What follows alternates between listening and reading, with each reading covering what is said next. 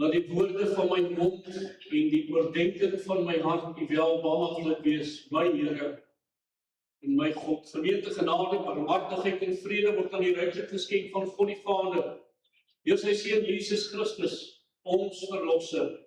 Dit word vermenigvuldig deur die kragtige werk van sy Heilige Gees. Amen. Kom ons maak die onfeilbare woord van die Here oop en wel by Galasiërs hoofstuk 5. Galasiërs hoofstuk 5, ons kom by die laaste gedeelte vanoggend, aan die vrug van die Gees. Vertrou dat ons die afgelope tyd daaruit geleer het, en dat ons hierdie boodskap ook ter harte neem. Ek dink maar, hoe ek dit laasweek genoem het, en hier gebeur dit so waar.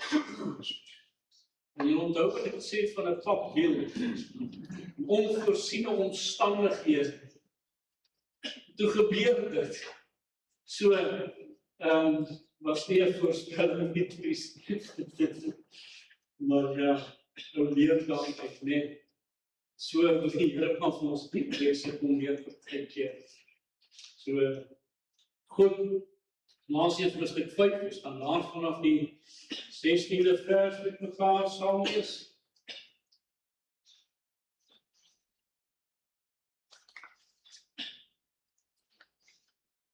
Galasiërs 5, ons lees vanaf die 16de vers met mekaar saam. Maar ek sê, wandel deur die Gees, dan sal julle nooit die begeerlikheid van die vlees volbring nie. Want die vlees begeer teen die Gees en die Gees teen die vlees. Hulle staan teenoor mekaar sodat julle nie kan doen wat julle wil nie. Maar as julle deur die Gees gelei word, dan is julle nie onder die wet nie. Die werke van die vlees is openbaar, naamlik oorspel, hoerery, onreinheid, ongebondenheid, afgoderry, towery, vyandskap, twis, jaloesheid, toornigheid, naaiwer, tweedrag, partyskap, afguns, moord, dronkenskap, brassery en dergelike dinge, waarvan ek julle vooraf sê, soos ek al vroeër gesê het, dat die wat sulke dinge doen, die koninkryk van God nie sal beerwe. Maar die vrug van die Gees is liefde, blydskap, vrede, lankmoedigheid, vriendelikheid, goedheid, getrouheid, sagmoedigheid, selfbeheersing. Teen sulke dinge is nie wet nie. Maar die wat aan Christus behoort, het die vlees met sy hartstogte en begeerlikhede gekruisig. As ons deur die Gees lewe, laat ons ook deur die Gees wandel. Laat ons nie word soekers van ydelle eer, wat mekaar uitdaag en mekaar benei nie. Kom ons gaan versoek dat die man saam met my staan, as ons dan die troonkamer van die Here trek na. Hemelse Vader, ons aanbid U vir die wonderlike voorreg, laag aan die voetbank van die troon te kom buig. Here, dankie vir die nuwe en lewende weg wat vir ons ingewy is. Dankie vir die voorhangsel wat geskeur het, en dat daar toegang berei is deur Jesus Christus, sy kruisdood en sy opstanding, dat ons in 'n lewende verhouding met U kan staan. Dankie vir die getrouheid van U Heilige Gees, wat ons in staat stel tot hierdie lewende verhouding met U. En Hemelse Vader, dankie vir die Heilige Gees, wat ons in die volle waarheid wil kom lei. Hemelse Vader, ons wil vir U dankie sê vir die wonderlike voorreg, om volgende besonder te kan bid vir ons vakansie Bybelskool wat voorlê. Terwyl ons dan ook op hierdie wyse as gemeente in hierdie vakansie Bybelskool kom inbou en in kinders se lewens gaan inbou, die evangelie, bid ek dat die evangelie en die geloof met mekaar verenig sal word, dat kinders die evangelie boodskap sal aanneem, dat die kinders die evangelie boodskap sal hoor, dat hulle sal besef hulle eie verlore toestand en dat hulle tot die hemele sal roep, sodat U hulle siele uit genade mag red. Dankie Here dat U kinderharte ook wil kom red. Nie sê immers vir ons in die woord, laat die kindertjies na my toe kom. Toe U gehoor het daardie disippels van U, het daardie ouers hard bestraf en hulle weggestuur, soos wat die betekenis dan ook daar is, het U hulle ook hard aangespreek en vir hulle gesê, laat die kindertjies na my toe kom en verhinder hulle nie. Here, dat ons nie 'n hindernis sal wees nie, maar dat ons kanale sal wees, op watter wyse U ook wil hê, dat ons betrokke moet wees. Het sy dit gebed is, Here, wat ons weet, dat elke ene wat betrokke is in gebed, en bid vir 'n kinderhart, kindersiel wat gered moet word, dan weet ons hulle deel daaraan. Hulle wat fisies hier teenwoordig was, gewerk het, en al hierdie dinge in plek gekry het vir die vakansie Bybelskool, seën daardie hande. Maar Here, nou het ons ook 'n week wat vir ons voor lê. Daar's nou ver ryery wat gaan plaasvind. Daarso is baie dinge wat gaan gebeur hierdie week. Ek wil kom bid dat U elke faset, daar in die kombuis, al die voorbereiding daarso, die voorbereiding vir die speletjies, die voorbereiding vir die lesse, elke faset, dat U dit sal kom seën, dat U verheerlik sal word daar. Dankie vir die getrouheid, dankie vir die grootheid en die goedheid. Dankie vir die guns en die gawes, elke sent wat U ingebring het, ook vir hierdie geleentheid. Ons sien U hand in hierdie saak en bid ek, Here, dat die koninkryk verryk sal word en die hel verarm sal. Ook nou, Here, terwyl ons na U woord sal luister, ons spreek vir ons aan deur U woord, gebruik U woord, dat hierdie woord vanoggend op 'n besondere wyse in ons hart en ons lewens sal kom inslag vind, en dat ons ook daarop sal lê. Al die eer, die lof en die aanbidding van ons harte bring ons U toe, want U alleen is dit waardig. Amen. Liewe toehoorder, as ons kyk na hierdie gedeelte, en ons het die afgelope tyd daaroor gepraat, met die vrug van die Gees, die eerste 3 wat gaan oor my verhouding tot God, die tweede 3, kom ons sê eers daar, die eerste 3, liefde, blydskap en vrede, die volgende 3 wat gaan oor die lankmoedigheid, vriendelikheid en goedheid, wat my verhouding teenoor my medemens, en nou kom ons vanoggend by seker een van die moeilikste. Hierdie verhouding van myself teenoor God en my medemens en myself. En terwyl die woord van die Here vooraf gaan en hy sê vir ons juis, hy sê, maar ek sê, wandel deur die Gees, dan sal julle nooit die begeerlikheid van die vlees volbring nie. Hierdie laaste 3 gaan maar baie oor die vlees, die optrede van hierdie vlees, hoe hierdie vlees my wil dryf in sekere dinge. En as ons kyk daarna, dan sê hy dit vir ons in vers 17, want die vlees begeer teen die Gees, en die Gees teen die vlees, en hulle staan teenoor mekaar, sodat julle nie kan doen wat julle wil nie. Het gaan oor hierdie wandel, waarin ek die wapende rusting van God aantrek, waarin die vrug van die Heilige Gees in my hart en my lewe dan ook werksaam is, en die woord van die Here in my dan ook gestalte kry, waar daar vas en gebed is, waar God alleen daardie werk in my hart en my lewe kan kom doen. Ek kan nie uit myself uit hierdie dinge fabriseer nie. Ja, enkele dinge miskien. Ek is miskien gebore met sekere aspekte, waar ek miskien goed wil doen aan iemand anders. Maar ek is miskien nie altyd getrou in die dinge van die Here nie. Soos daar baie aspekte waarin die Gees van God die gestalte van dit wat die Here in hierdie vrug ook in ons hart en ons lewens wil laat realiseer, moet laat uitkom. Daarvoor het die Here dan ook 'n gewillige hart en 'n gewillige lewe ook nodig, sodat ek gedurig onder die leiding van die Heilige Gees en die invloed van die Heilige Gees in my lewe mag staan. Dit is so belangrik dat ek as kind van die Here my hart daarvoor oopstaan. Gewillig. En liewe toehoorder, toe ek vanoggend besig was met hierdie gedagtes, dan het een ding by my opgekom. En dit is dat die Here met ons wil ontmoet. Die Here wil ons hart en ons lewens kom verander. As ek wegdink, en ek druk my oor toe, is daar geen verontskuldiging. Want die woord van die Here en sy Heilige Gees is waar om te oortuig. God soek 'n gewillige hart en 'n gewillige gees om in te werk. Waar staan ek met my gewilligheid teenoor die Here.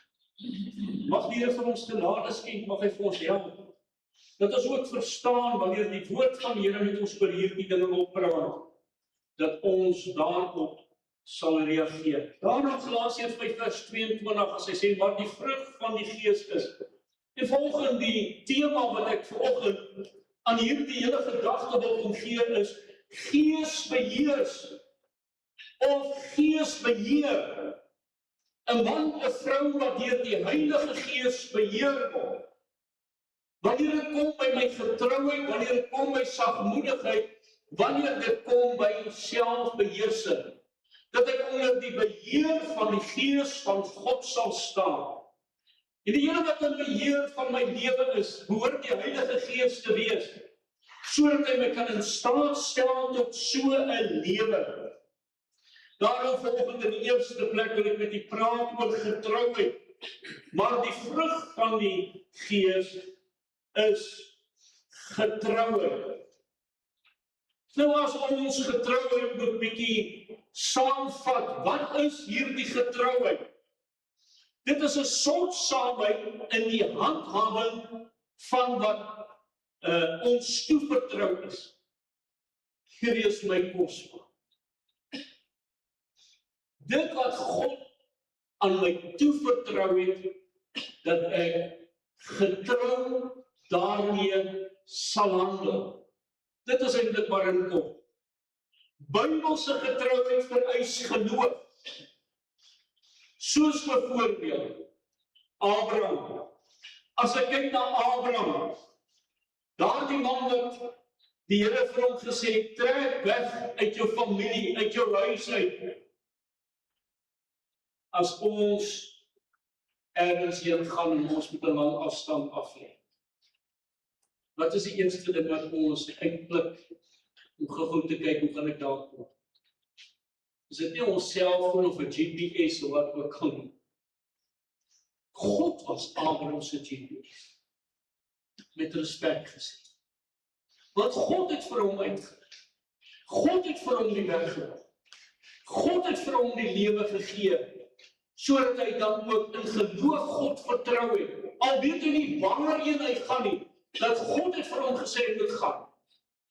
En so baie keer in ons lewe beoefen ons nie hierdie geloof wat saam met getrouheid bevind word, of saam met hierdie twee, eintlik as 'n mens kan sê, hierdie twee is met mekaar getrou. Jy kan nie die een losmaak van die ander een.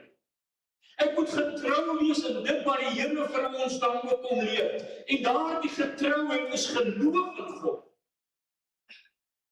Net soos wat Noag getrou was aan die Here. Noag het 'n opdrag ontvang. En in getrouheid het hy daardie ark gereed gemaak. Hoekom? Hy het geglo dat God gesê het, hier gaan 'n oordeel. Hy het geglo dat God gaan hier 'n groepie mense wil red. En hierdie ark moet gereed gemaak word sodat daardie mense gered word. In geloof het daardie apostels uitgegaan in hierdie wêreld om kosbare siele vir die koninkryk te gaan bring. Hulle getrou aan die opdrag wat Jesus vir hulle gegee het. Gaan die hele wêreld in, verkondig die evangelie aan die ganse mensdom. Het daardie geloof en die getrouheid by mekaar uitgekom en hulle het gaan doen wat die Here gesê het. Dit was deur daardie preek van getrouheid van Petrus, waar 5000 en 3000 siele tot bekering gekom het. Hoekom? Want hy het geglo dit wat hy gepreek het. Hy het dit uitgedra. Daardie Bybelse getrouheid vereis geloof. As ons na die woord van die Here gaan kyk, wat hy vir ons dan kom gee, dan sê hy daar is voorbeelde. Voorbeelde van God se getrouheid. As ons maar net dink aan God se getrouheid, as hy daar vir daardie volk kom sê in Deuteronomium 6 vers 23, dat hy vir hulle uitwou lei om hulle in te lei. Hy het hulle uit Egipte uitgevat, hy het hulle in Kanaan ingelei. God se getrouheid was daar. God se getrouheid teenoor Dawid toe hy vir hom daardie belofte gegee het. en vir hom gesê het, dat daar nie een op sy troon sal ontbreek. God se getrouheid was daar. Tot vandag toe sal daar een van Dawid op die troon regeer vir ewig, en dit is Jesus Christus, uit die geslagslyn van Dawid uit. God se getrouheid bly vir ewig. En so sê die woord van die Here dit ook vir ons in Deuteronomium 7 vers 9. Jy moet dan weet dat die Here jou God is, die getroue God, wat die verbond en die goedertierenheid hou vir die wat hom liefhet en sy gebooie onderhou in duisende geslag. Wat sê? God is getrou. God bly altyd getrou. Ons sing daar die koortjie. God is altyd getrou. En hy sal sy beloftes hou. Sy woord is waar. Ek kan sy woord vat. En ek kan op daardie getrouheid van God dan ook bou. Daar's ander skrifgedeeltes wat daarmee verband hou. Eksodus 34 vers 6, Deuteronomium 7 vers 9, Jesaja 49 vers 7, 1 Korintiërs 1 vers 9, en dan een kosbare skrifgedeelte. Hoor wat sê, en een wat ons op kan staatmaak en vir onsself neem. 1 Korintiërs 10 vers 13, geen versoeking het julle aangegryp, behalwe menslike nie, maar God is getrou, wat nie sal toelaat dat julle bo julle kragte versoek word nie, maar hy sal saam met die versoeking ook die uitkoms gee, sodat julle dit kan verdra. God sal my nie bo my kragte versoek. Baie keer versoek ons God en sê, Here, wanneer gaan hierdie ding nou ophou? God weet wanneer dit sal ophou. Hy weet wat ek kan dra, wat ek kan doen. God sal my nie bo my kragte versoek. Mag ons hierdie skrifgedeelte van 1 Johannes 1 vers 9, as ons sondes bely, hy, God, is getrou en regverdig, om ons die sondes te vergewing van alle ongeregtigheid te reinig. God is getrou. Hy sal dit doen. Ons hou so maklik aan die sondes vas. Maar God wil my vergewe. Hy wil vir my vergifnis gee vir my sondes. Die Here Jesus Christus, wat ook 'n wonderlike voorbeeld van getrouheid is, Openbaring 3 vers 14, en skryf aan die engel van die gemeente van Laodicea, dit sê die Amen, die getroue en waaragtige, verwysing na Jesus Christus.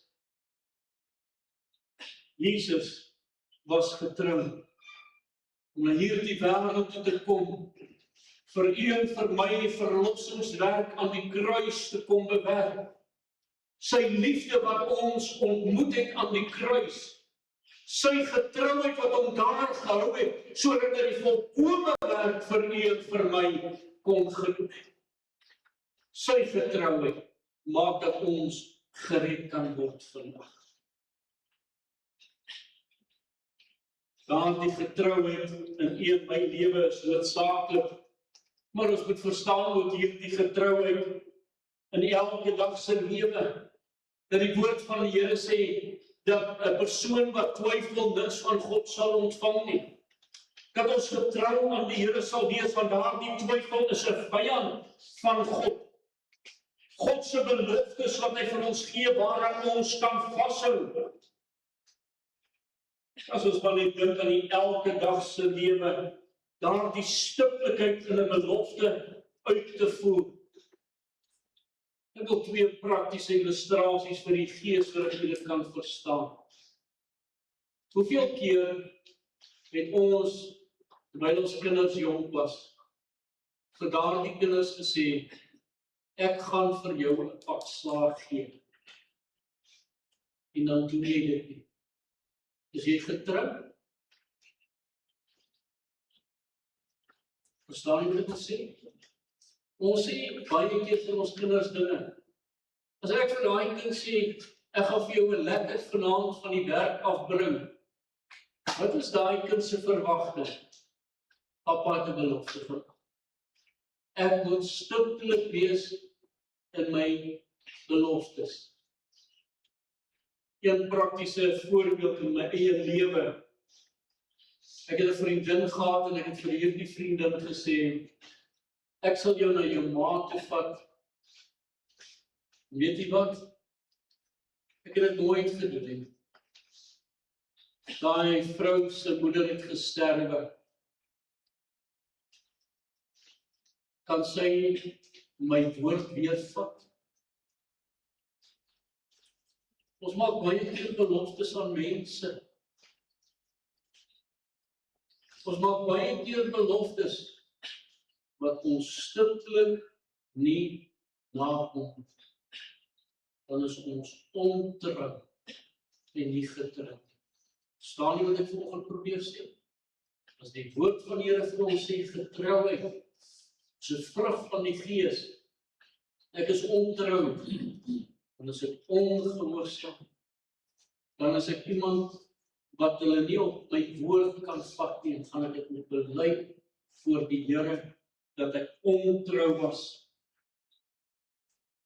As die woord van die Here vir ons sê in Hebreërs 13 vers 7, gedenk julle voorgangers wat die woord van God aan julle verkondig het, aanskou die uiteinde van hulle lewenswandel en volg hulle geloof na. Daar's Hebreërs hoofstuk 13, wat vir ons 'n hele geloofshoofstuk is, dat die woord van die Here op die ou einde daar sê, dat al die geloofshelde en dit wat opgeskryf kon word, die wêreld sou die boeke kon bevat, as dat alles opgeskryf moes word. Dan is maar net enkele voorbeelde. Gaan lees dit net weer 'n bietjie. Gaan kyk hoe getrou is daardie manne en daardie vroue gewees. En is ons so getrou teenoor die Here, teenoor ons medemens? Getrouheid en noodsaaklikheid in my geestelike lewe. Daardie verhouding tot God, as Matteus 25 vers 22 tot 23 vir ons sê, dit wat die Here aan my kom toevertrou. Die een wat 2 talente ontvang het, kom ook en sê, meneer, 2 talente het jy aan my toevertrou. Hier het ek 2 ander talente daarby verdien. Sy Heer sê vir hom, mooi so goeie en getroue diensknegt. Wat sê God van een van my lewe vanoggend? Kom ons maak dit prakties. Getrou as man teenoor my vrou. Getrou as man teenoor my kinders. As die Here vir ons sê, skerp met jou kinders in, is ek getrou daarin. Weet jy wat is dit wat ons deesdae van mense hoor? Ek wil nie die evangelie my kinders se keel gaan afdwing nie. God sê, skerp dit vir jou kinders. Wie gaan jy meer gehoorsaam? Jou eie begeertes, jou eie vleeslike begeertes, of gaan jy getrou wees aan die woord van die Here? As die woord van die Here vir ons natuurlike riglyne gee, dat ons daarin getrou is, toe ek teenoor my kinders, toe ek teenoor my vrou moet optree. Daardie liefde wat ek teenoor my vrou moet toon, dan sal ek, as ek daardie liefde ontvang, sal sy outomaties daardie liefde teruggee aan my. Getrouheid in my gehoorsaamheid aan die woord van die Here. Hoeveel opdragte gee die Here vir ons in sy woord? En hoe getrou is ek aan die woord van die Here?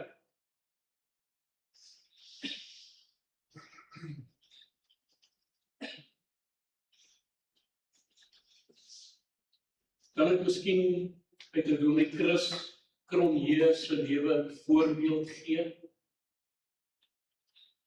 Daar was een keer 'n vroukie. Ja, julle kan dit dalk aan julle kinders oordra. Nou Berries is die enigste nou vanoggend hier so aanwording is wat miskien daarop moet ag gee.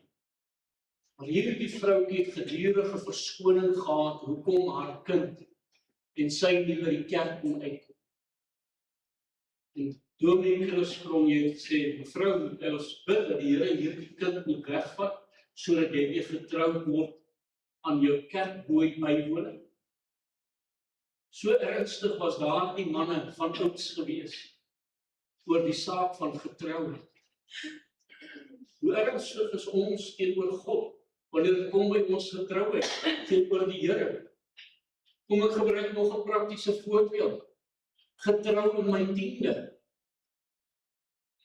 Liewe toehoorde, dis nie 'n wet nie. En as die Here se wil naby is, gaan ek hierdie week in my dagstukkies gaan ek bietjie daaroor praat, so luister daarna. Dit is 'n belangrike aspek wat mense misverstaan. Terwyl die Here vir my 9 tiendes gee om te bestuur, al wat hy vra is net 'n tiende. Is ons getrou in daardie tiendes? Luister maar hierdie week verder daaroor. Getrou in my dienssparing. Liewe toehoorde, ek dink dis 'n ding wat ons mis in die dag waarin ons lewe. Mense soek voordeel uit die kerk uit. Wat kan die kerk vir my bied? Maar het jy al daaraan gedink dat God sê ons moet dienssparing is? As ek nie dienssparing is ek nie getrou aan God nie. Hoor wat sê die woord van die Here. God het vir Moses gesê, sê vir Farao, laat my volk trek sodat hulle my kan sê hardop, dien. Laat my volk trek sodat hulle my kan dien. Is ons dienssparing? Is ons lewe 'n lewe van dienssparing? Die woord van die Here sê, as ek groot wil wees, moet ek andersin diensknegt kom. Nie so maklik nie, nee. Dis getrouheid. En hoeveel van ons is ontrou? Ons soek net en ons wil nie hê. En die dominee moet net gee. En almal moet net in my inbou. Wat het ek hierdie afgelope week vir die saak van die Here gedoen in dienssparing? Ons is ontrou teenoor die Here.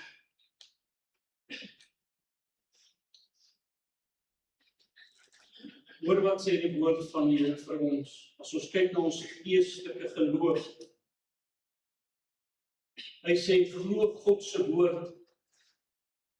Daardie geloof wat hy dan daar vir ons gee in Hebreërs 1, nadat God baie keer op baie maniere in die Ou Testament gespreek het, tot die vaders deur die profete, het hy in hierdie laaste dag tot ons gespreek deur die Seun, wat hy as erfgenaam van alles aangestel het, deur wie hy ook die wêreld gemaak het, hy wat die afskynsel is van sy heerlikheid, en die uitdruksel van sy wese, en alle dinge dra, deur die woord van sy krag, nadat hy deur homself die reiniging van ons sondes bewerk het gaan sit aan die regterhand van die majesteit in die hoogte.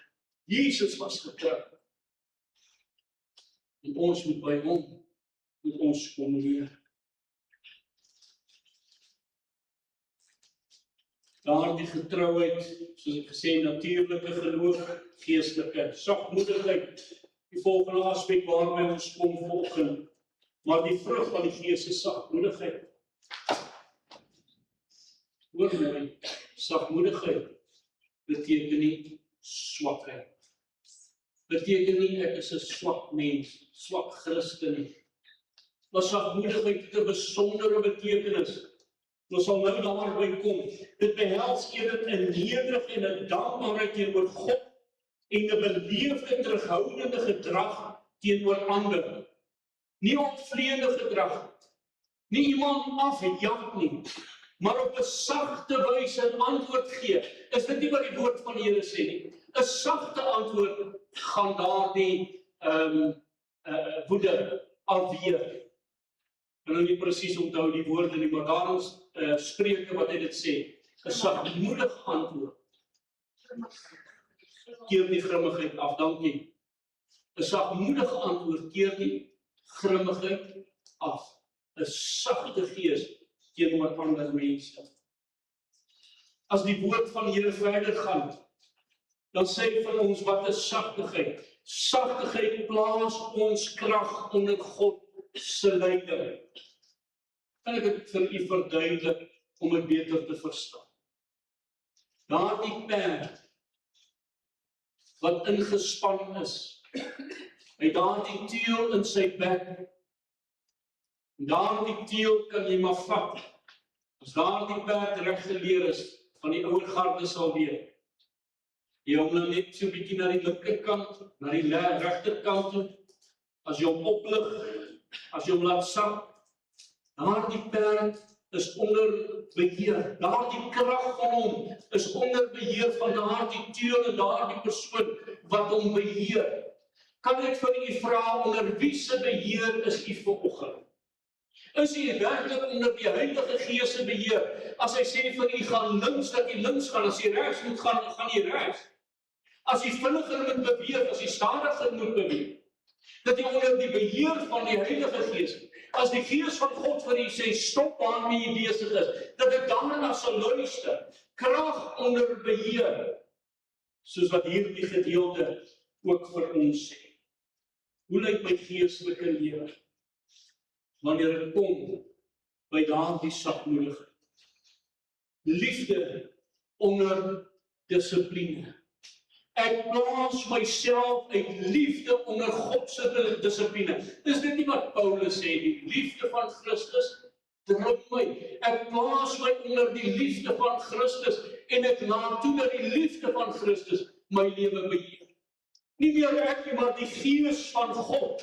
En dit verskil van nederigheid. Nederigheid is daar in die Gees, wanneer ek voor die Here buig en ek myself voor hom neerlê. Sagmoedigheid is daar die manier van optrede teenoor ander mense. As Jesus dan self vir ons kom leer, en hy sê Matteus 11:29, neem my juk op julle en leer van my, want ek is sagmoedig. Jesus was sagmoedig geweest, maar onder die Gees se beheer. In sy sagmoedigheid moes hy opgetree teenoor daardie mense wat druiweverkopers was en verkopers was in die tempel. Daardie sagmoedige Gees was nog steeds daar, want hy was besorg oor hierdie mense. Hy was besorg oor sy Vader se huis, wat 'n huis van gebed moet wees. Maar dan die sagmoedigheid was onder beheer. Paulus kom en hy moedig elke Christen dan ook aan in Efesië 4:2, met alle nederigheid en sagmoedigheid. Hoe ek moet optree teenoor mense, met 'n sagte gees, nie 'n afjag teenoor mense. God plaas 'n hoë premie daarop, as hy sê in 1 Petrus 3:4, maar die verborgde mens van die hart in die onverganklike versiering van 'n sagmoedige en 'n stil gees. Dis eintlik wat dit is, wat baie kosbaar is voor God. God plaas 'n hoë premie op 'n persoon wie sy gees onder die Heilige Gees se beheer plaas.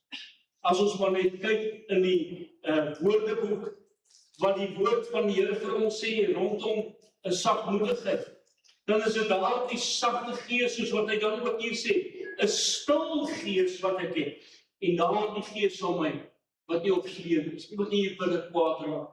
Partykeer sit ons mos hier buite 'n glimlag gee op, maar hier binnekant woede. Moet een van ons gesê dit baie keer gesê, dan klop hier jou aan hier so net.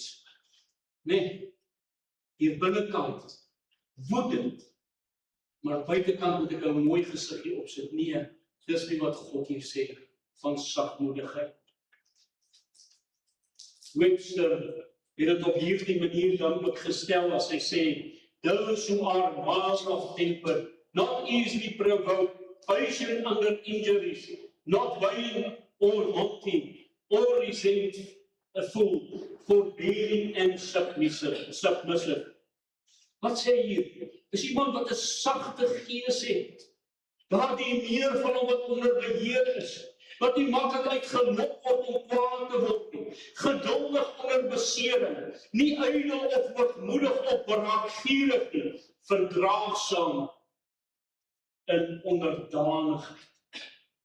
Dis wat dit eintlik maar beteken. As Luther dit dan ook vir ons definieer, dan sê, render it by a gentle word, meaning the sweet temper, the tender hearted, as ek het moet sê in Afrikaans, 'n soetgeaardheid. Dit wat die Here vir ons sê, 'n aangename reuk vir hulle wat daar buite is. Dat mense deur daardie aangename reuk getrek sal word. 'n sagmoedigheid van hart. 'n sagte hart te hê. As ons dit maar net in eenvoudigheid kan verduidelik, iemand wat 'n makgees het. God kan dit beheer, soos daardie perd wat onder beheer is, wat ingebreek is. Dat die Here my sal kom inbreek, dat ek kan bid, Here, gee vir my daardie sagte hart, kom breek vir my. Daardie teruggetrokkenheid, dit beteken nie om terug te trek van alles nie, maar dit 'n innerlike lewe te prioritiseer. My lewe wat in die regte volgorde is, op die regte manier dit te hanteer. Liefde by die skool, in Jesus se skool te plaas vir hom sê, kom leer, want dit is Jesus sê, Jesus wat sê, kom leer van my.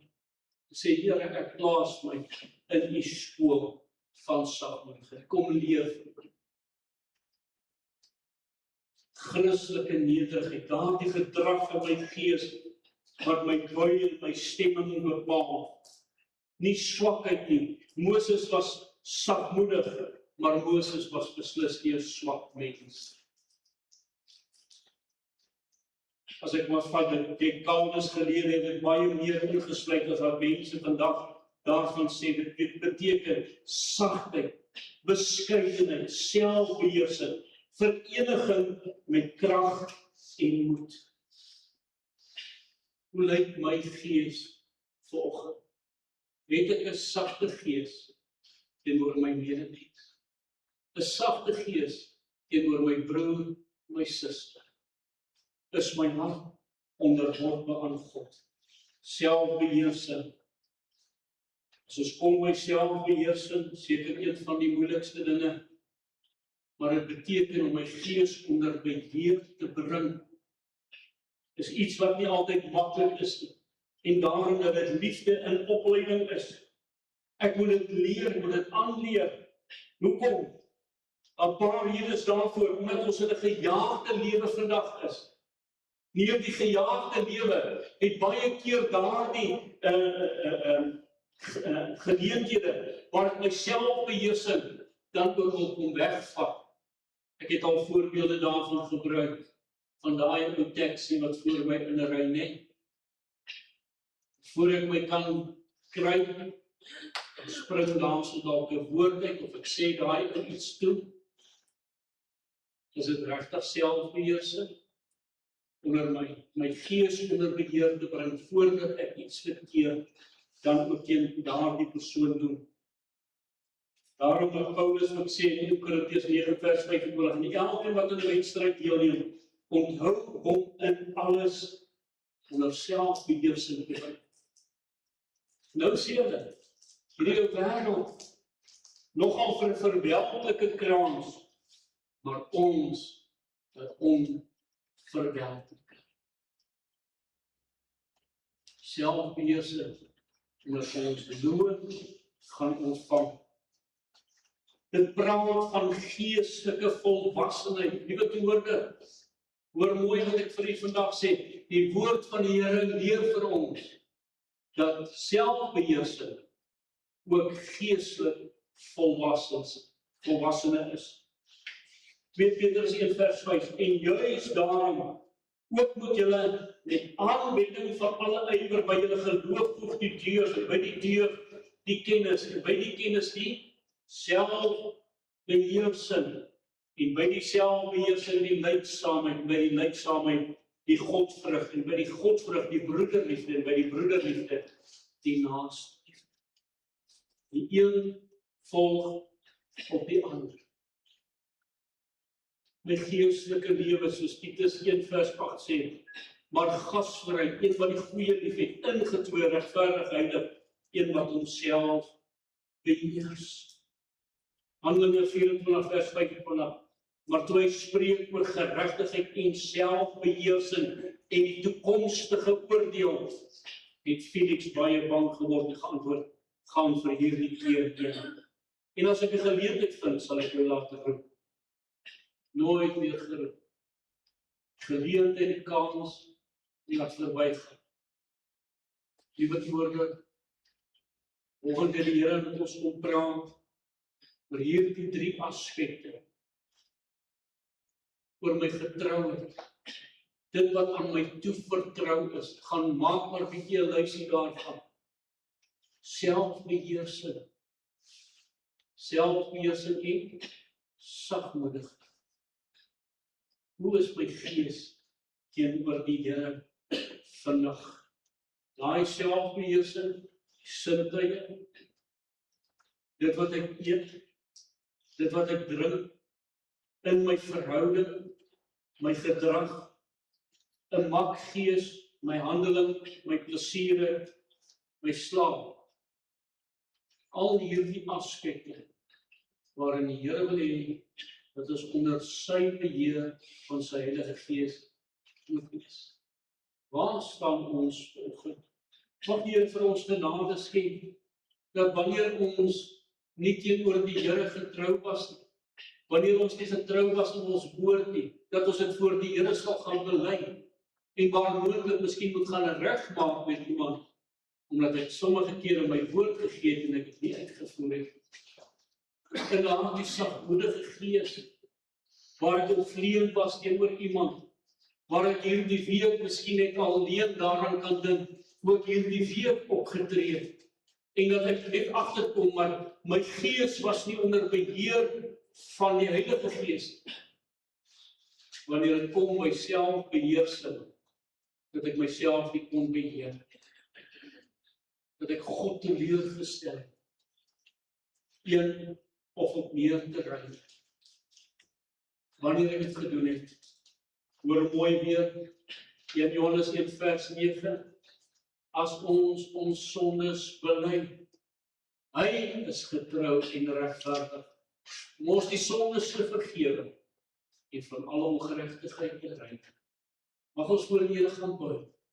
Mag ons toelaat dat hy ons harte en ons lewens kom ondersoek. En as ons skuldig staan in een van hierdie aspek van die 9 vrug van die Heilige Gees, dat ons opnuut net onsself weer aan die Here sal oorgee, aan sy Heilige Gees, en onder die beheer van sy Heilige Gees sal plaas, sodat sy Heilige Gees ons lewe mag bestuur. Amen. Kom ons bid saam. Hemelse Vader, ons dankie vir die wonderlike voorreg.